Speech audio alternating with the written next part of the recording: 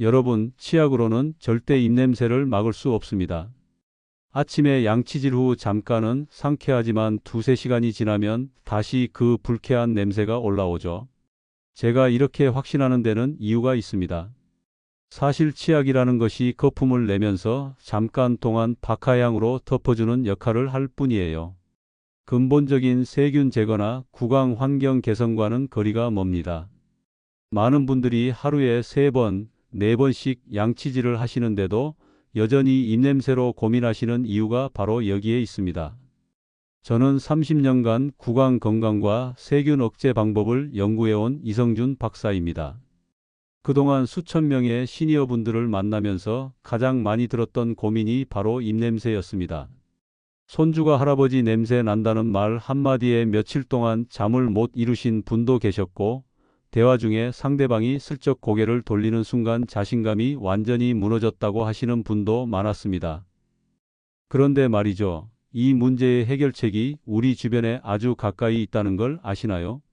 바로 여러분 집 찬장에 하나쯤은 있을 법한 녹차입니다. 네, 그 평범한 녹차 말입니다.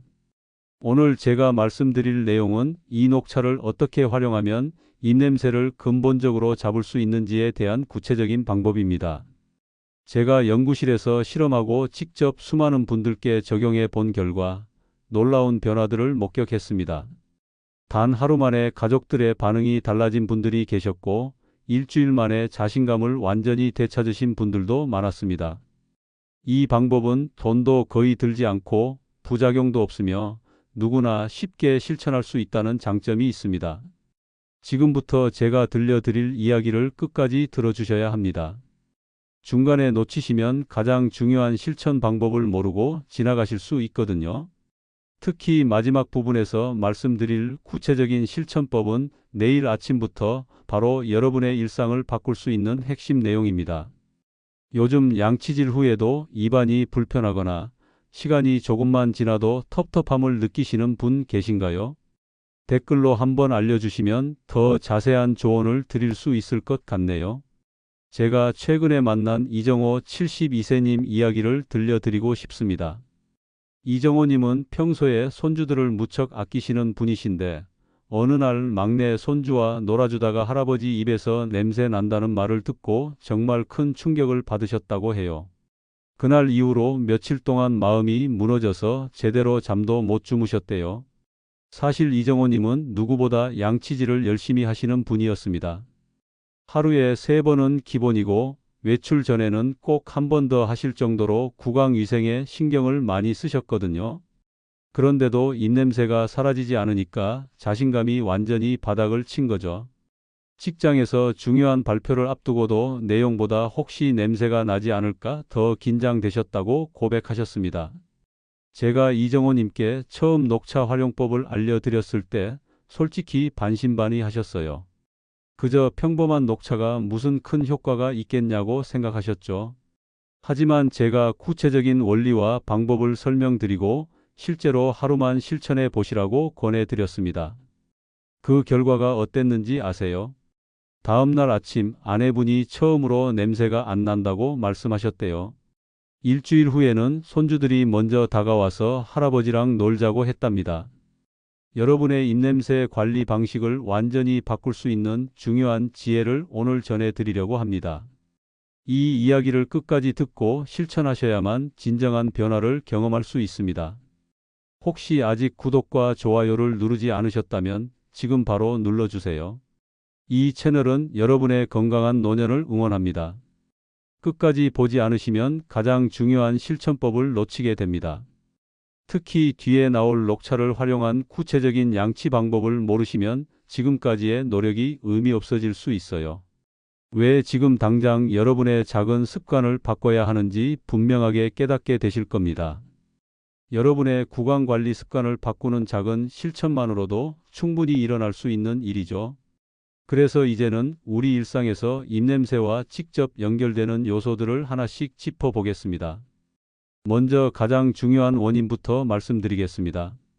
나이가 들면서 우리 몸에서 침 분비량이 확연히 줄어듭니다. 침이라는 게 단순히 입안을 촉촉하게 해주는 역할만 하는 게 아니에요. 세균을 억제하고 냄새 물질을 중화시키는 아주 중요한 역할을 하거든요. 그런데 나이가 들면 침샘 기능이 떨어지면서 입안이 쉽게 건조해지고 이게 바로 입냄새의 주범이 됩니다. 서울대 치의학대학원에서 발표한 보고서를 보면 정말 놀라운 사실이 나옵니다. 60세 이상 시니어분들의 경우 젊은 시절에 비해 침 분비량이 30% 이상 줄어든다는 거예요. 30%면 정말 큰 차이입니다. 그만큼 입안이 건조해지고 세균이 번식하기 좋은 환경이 되는 거죠. 제가 만난 박미자 69세님도 비슷한 고민을 하고 계셨어요. 밤에 자다가 입이 바짝 마른 느낌 때문에 자주 깨셨고 아침에 일어나면 마치 썩은 계란 냄새 같은 입냄새 때문에 정말 괴로워하셨습니다. 이분께 제가 권해드린 방법이 있는데요. 물을 자주 마시는 것은 기본이고 무설탕 껌을 씹어서 침샘을 자극하는 방법, 그리고 잠들기 전에 방 안 습도를 적절히 유지하는 방법이었습니다. 여기서 주의하실 점이 있어요. 커피나 술은 오히려 입을 더 마르게 만듭니다. 많은 분들이 커피를 마시면서 입이 촉촉해진다고 생각하시는데 사실은 정반대예요. 카페인이 이뇨 작용을 촉진해서 몸의 수분을 빼앗아가고 결과적으로 입안을 더 건조하게 만들거든요. 여러분도 아침에 입냄새가 유독 심해진 경험이 있으신가요? 두 번째로 중요한 원인은 잇몸과 치아 문제입니다. 나이가 들면 잇몸이 약해지고 치아 사이가 벌어지면서 음식물 찌꺼기가 끼기 쉬워지죠. 이런 찌꺼기들이 세균의 먹이가 되고 세균이 번식하면서 악취를 만들어냅니다.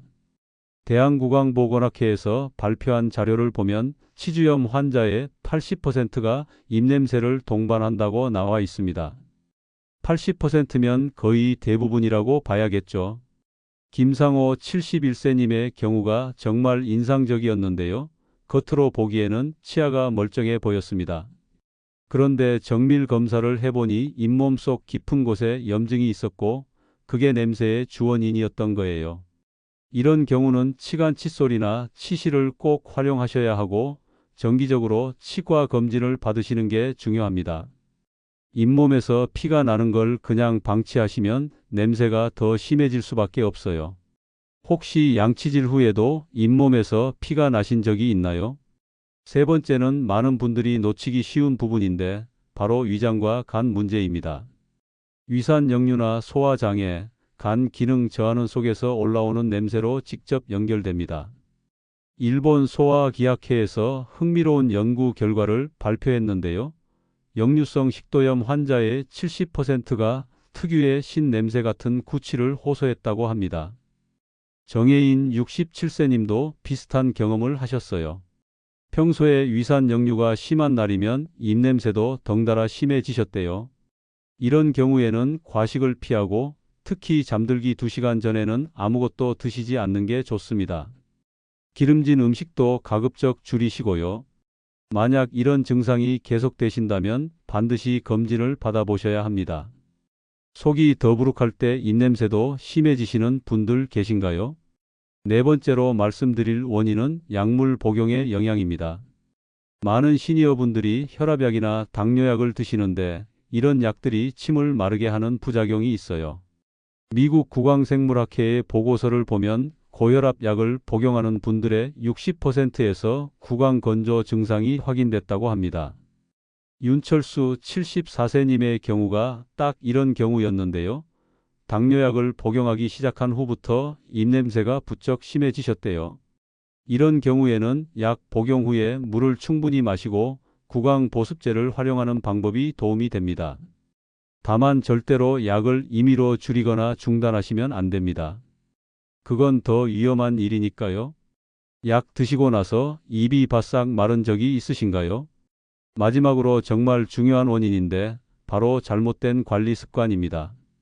많은 분들이 치약으로 세게 닦으면 깨끗해진다고 생각하시는데 오히려 잇몸을 상하게 하고 냄새를 더 키우는 결과를 낳습니다. 한국구강위생학회에서 조사한 결과가 있는데요. 치약 사용량이 많을수록 구강 자극과 건조감이 늘어난다는 결과가 나왔습니다. 오경자 65세님도 그런 오해를 하고 계셨어요. 치약을 많이 쓰면 효과가 좋을 거라고 믿으셨는데 오히려 더 심한 건조감으로 냄새가 악화됐던 거죠. 강한 치약일수록 자극이 커진다는 사실을 꼭 기억하셔야 합니다.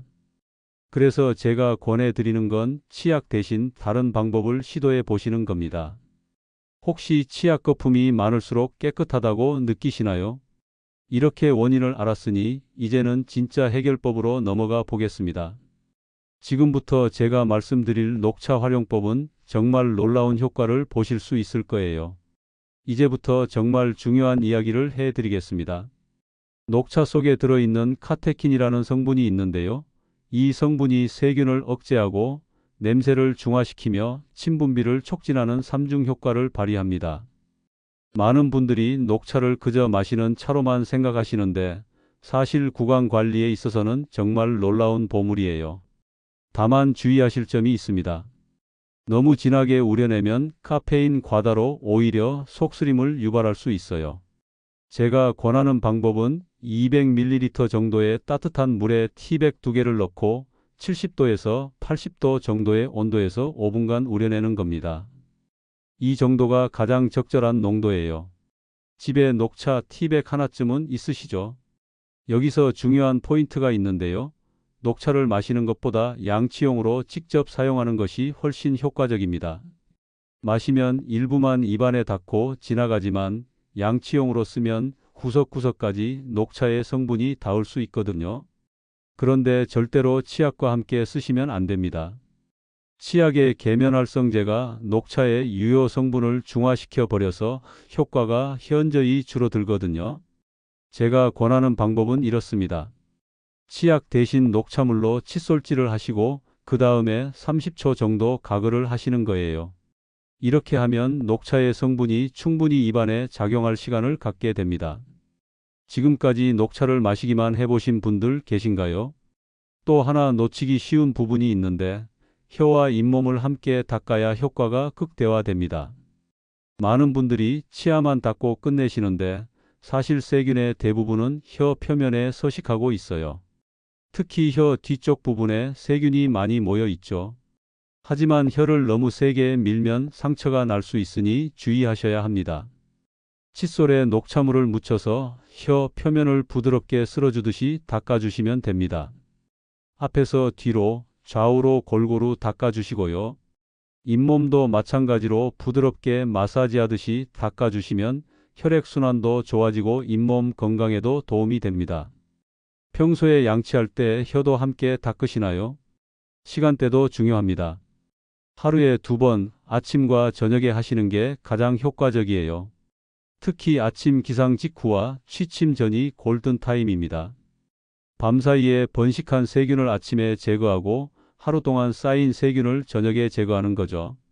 다만 공복에 바로 사용하지 마시고 물 한 모금 정도는 마신 후에 사용하시는 게 좋습니다. 아침 기상 직후에 하시면 특히 효과가 좋은데요. 밤새 입안이 건조해지면서 세균이 가장 많이 번식한 상태거든요. 이때 녹차로 양치를 하시면 하루 종일 상쾌한 느낌을 유지할 수 있습니다. 취침 전에 하시면 밤사이 세균 번식을 억제하는 효과도 있고요. 아침 입냄새 때문에 가족 눈치 보신 적 있으신가요? 마지막으로 가장 중요한 점은 꾸준함입니다. 하루만 하고 멈추시면 다시 원래대로 돌아갑니다. 최소한 일주일 이상은 꾸준히 하셔야 입안 환경이 개선되고 한 달 정도 지속하시면 완전히 습관으로 자리 잡게 됩니다. 처음에는 좀 귀찮으실 수 있지만 일단 습관이 되면 오히려 녹차로 하지 않으면 불편하게 느껴지실 거예요. 제가 이 방법을 권해드린 분들 중에 처음에는 반신반의 하셨다가 일주일 후에 완전히 바뀌신 분들이 정말 많습니다. 가족들의 반응이 달라지고 대화할 때 자신감이 생기고 무엇보다 본인 스스로가 상쾌함을 느끼신다고 하셨어요. 새로운 습관 만들어 보실 의향이 있으신가요? 이렇게 하면 단순한 위생관리가 아니라 삶의 질을 높이는 습관이 됩니다. 이제 마무리로 오늘 이야기를 정리해 드리겠습니다. 오늘 제가 말씀드린 핵심은 정말 단순합니다.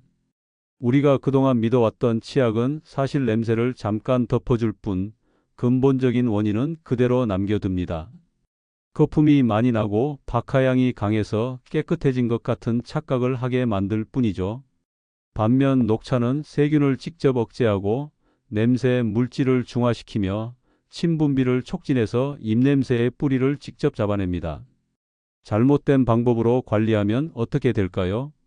자신감이 무너지고 사람들과의 대화를 피하게 됩니다. 가족과의 스킨십도 줄어들고 손주들과 놀아주는 것도 부담스러워지죠. 사회생활에서도 위축되고 결국 인간관계가 점점 멀어집니다. 이런 악순환이 계속되면 우울감까지 찾아올 수 있어요. 하지만 올바른 방법으로 관리하면 완전히 다른 삶이 펼쳐집니다. 가족들이 먼저 다가와서 대화를 나누고 손주들이 할아버지 할머니와 놀고 싶어 합니다.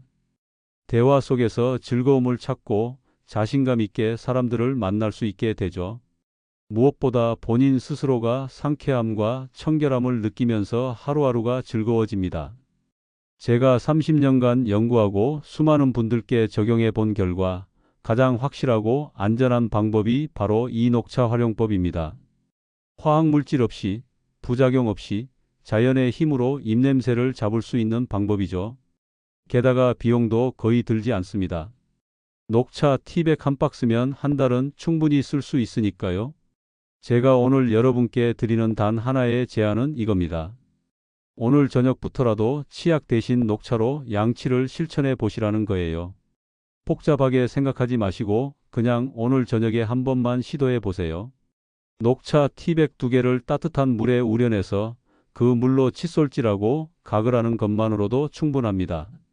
내일 아침 가족의 반응이 달라질 수 있습니다. 아니, 본인이 먼저 그 차이를 느끼실 거예요. 아침에 일어났을 때 그 텁텁하고 불쾌했던 느낌 대신 상쾌함이 느껴질 겁니다. 이런 작은 변화가 여러분의 일상 전체를 바꿀 수 있는 시작점이 됩니다. 다음 영상에서는 시니어 입냄새와 밀접한 또 다른 원인에 대해 다뤄보려고 합니다. 바로 설태관리법인데요. 혀에 하얗게 끼는 설태를 제대로 관리하는 방법을 구체적으로 알려드릴 예정입니다. 설태만 잘 관리해도 입냄새의 절반은 해결된다고 해도 과언이 아니거든요. 혹시 여러분도 입냄새 때문에 곤란했던 경험이 있으신가요? 가족이나 지인에게 직접 들어본 적이 있으신지 아니면 스스로 느끼고 계신지 댓글로 나눠주시면 많은 분들께 큰 도움이 될 것 같습니다. 여러분의 경험담이 다른 분들께는 큰 위로와 용기가 됩니다.